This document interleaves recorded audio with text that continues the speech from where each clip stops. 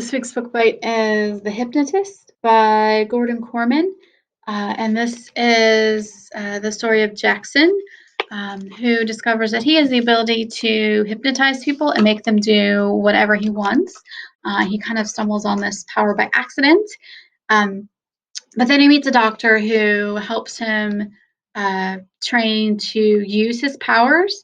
But then Jax gets a little suspicious and he begins to wonder if he is being trained to use his powers for good or for evil.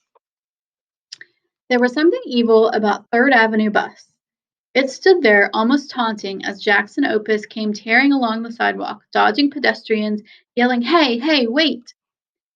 He was no more than 6 feet away when the door folded shut. The air brakes hissed, and the long accordion-style vehicle eased out into the traffic. Jack stopped short, utterly defeated. A second later, he was rear-ended by Tommy Cicerelli, who had just enough breath left to shout a few choice words at the Zit Cream ad on the back of the disappearing bus. "We'll be late," Jax predicted. "Coach is so going to kill us." "We can't be late for the championship game," Tommy ranted. "Maybe there'll be another one soon." Sure enough, another M33 crested the rise. The boys rushed to the stop only to watch in despair as the driver went by without so much as a glance at them out of the corner of his eye. Tommy slammed his gym bag against the pole. "Hey man, what about us?" "No way another bus is going to come now," Jax mourned. "Not after 2 in a row." Yet only a minute or so later, there it was. The route number in the front windshield clearly read M33. Even from down the avenue, Jax and Tommy could tell it was packed to the roof. The driver was concentrating on the horizon without even looking at the stop where they were waiting. "He's blowing us off," Tommy wailed. In desperation, Jack stepped out into the road, waving mildly until he caught the driver's attention. Standing there in the lane, he had a brief flash of how he must have looked to someone on the bus. A 12-year-old kid in the path of tons of roaring machinery. It was more vivid than a daydream. For an instant, he actually saw himself through the glass of the windshield growing larger and larger as the bus bore down on him. He held his ground. Not for a regular game, not even for the playoffs, for the championship. With a screech of metal on metal, the huge vehicle lurched to a halt. Hefting their duffels, Jax and Tommy squeezed aboard. "Opus, you are the man," Tommy exclaimed in awe. "I'm the man, all right. If I can't get us downtown by 7:30, I'm the dead man." As Jax leaned over to swipe his Metro card, he caught sight of the driver. The man was staring at him, his face completely expressionless. "You freaked the guy out," Tommy whispered. "Even in New York, it's not every day some idiot steps down in front of a speeding bus." Jax flushed. "Sorry, mister, we're just really late. You have to get us to 96th Street as soon as possible." The door hissed shut and the bus started north, gathering speed. It beat the yellow light at 14th and sailed up the avenue. The stop request bell rang several times, but the driver kept on going. "Hey," came a voice, "you missed my block." There was no response from the driver, who hunched over the big wheel, weaving through the evening rush, accelerating to the speed limit and far beyond. Horns sounded and tires squealed as frightened motorists swerved to get out of the way. Pedestrians ran for their lives. Jax gawked at the driver. Was he nuts? This was an accordion bus, not a race car. City roads were crowded, with stoplights on every corner, and the guy had the pedal to the metal. "Dude, this is the best bus in New York," Tommy exclaimed. "We might just make it after all." Wordlessly, Jax watched out the window as the blocks flashed by. Lights turned red, but the driver plowed straight through. Cross traffic screeched to a halt. There was a crunch as a taxi driver tried to reverse out of the path of the hurtling M33 and bashed into the front grille of an SUV. The passengers' reactions morphed from surprise to anger to outright panic. "Are you crazy, mister? You caused an accident back there. You're a mile and a half past my stop. You'll get us all killed. I'm calling the cops." As they barreled across 59th Street, a slow-moving garbage truck lumbered directly into their path. The driver yanked the wheel so abruptly that his head bumped against the side of the window. Passengers were tossed from their seats and standees swayed violently, hanging on for dear life. Screams rang out and cell phones hit the floor. Jax clung to the rail to avoid being thrown down the entrance steps. Tommy was pressed against the door. The whole interior vibrated like a guitar string. The bus shot the gap between the truck and a row of taxis, rattling over some construction plates and rocketing on. They were now the undisputed kings of the road. Pedestrians and cars scattered to get out of their way. It took no more than a peek in the rearview mirror to convince a motorist that he or she wanted no quarrel with this speeding juggernaut plowing up the avenue, its accordion-attached back oscillating like the tail of a shark. Inside was pandemonium. Angry shouts, terrified screams, and even prayers. One man was out of his seat, trying to wrestle the wheel away from the driver, who was holding him off with a stiff arm. Jax's wide eyes met Tommy's. At this point, basketball was the last thing on their minds. What was going on here? Exactly how scared should they be? Both were city kids, tough to impress. Yet they'd heard stories of people snapping and doing crazy things. Was that what was happening to the driver?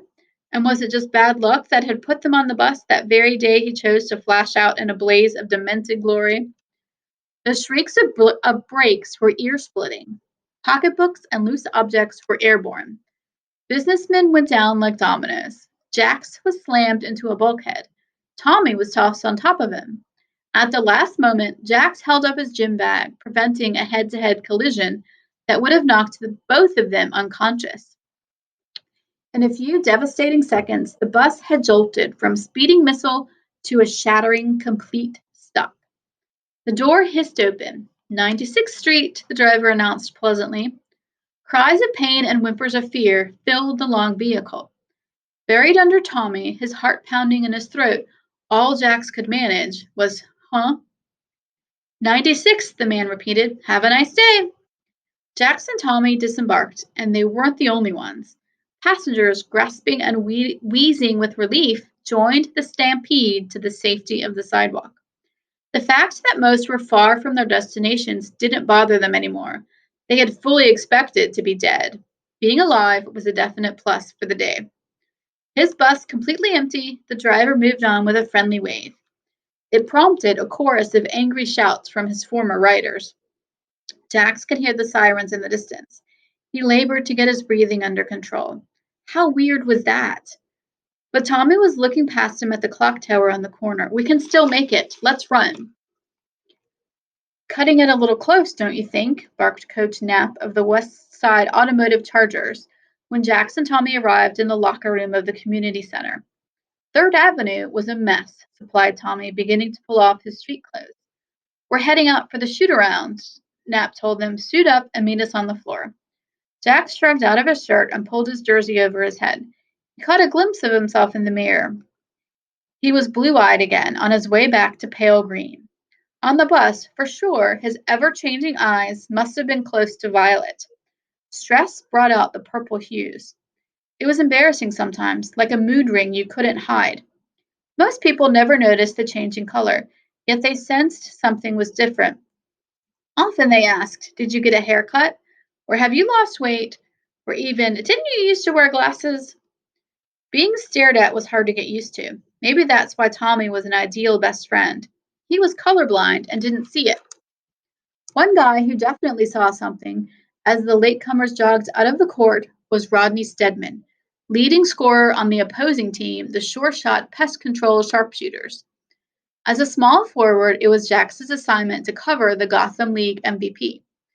They hadn't even had the tip-off yet, and already Rodney was staring at him. Surely number 00 wasn't afraid of skinny Jackson Opus. Rodney was probably going to run rings around him. Coach Knapp definitely thought he would. He'd spent the entire week of practice encouraging Jax with such pep talks as, if you can hold Stedman under 30, we've got a chance. And whatever you do, don't let him see you're scared. That kind of kid smells fear, like a shark smells blood in the water. Well, if there was a fear to smell, Rodney already had a whiff of it, thanks to Jax's eyes, which were probably the color of grape Tootsie Pops.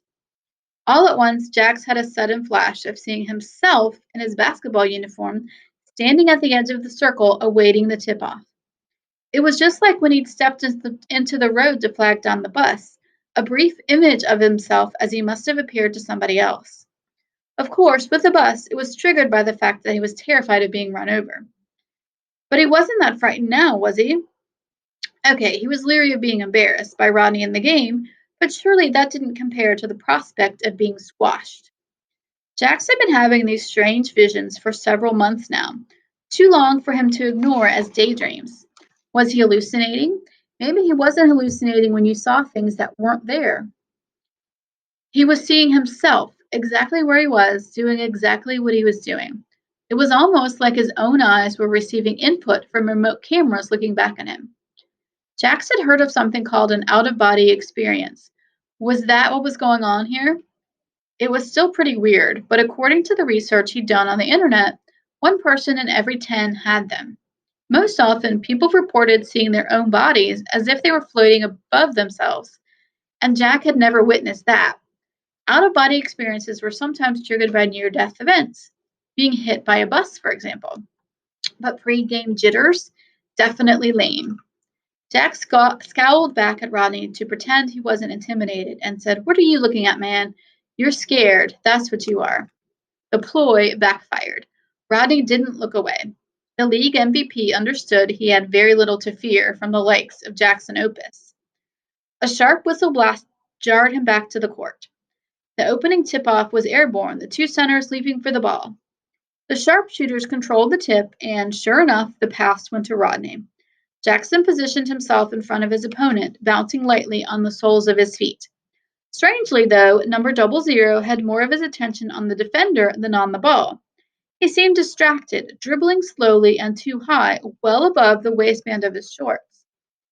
Jack sliced in and slapped the ball away.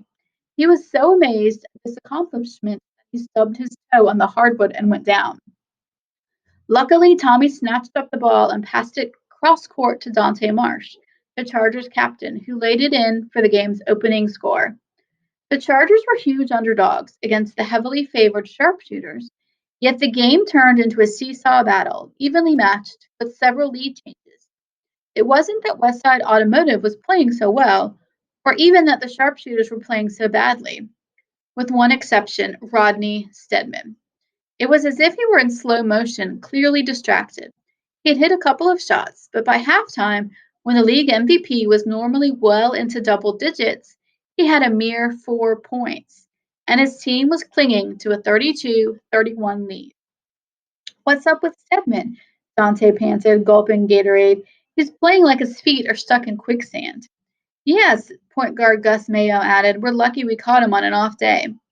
"Luck's got nothing to do with it," Tommy countered. "It's my man Jax, shutting him down." "Yeah, great job, Opus," Coach Knapp chimed in. "You're really getting into his head." And Jax agreed. The question was, how? How was he neutralizing the player who had been making mincemeat out of his defenses all season? And we're going to stop there. So you can request this book from Book Dash. This is The Hypnotists by Gordon Corman to find out what happens to the ending of the basketball game, whether they win or not, and see how Jack starts to come into his new hypnotizing power.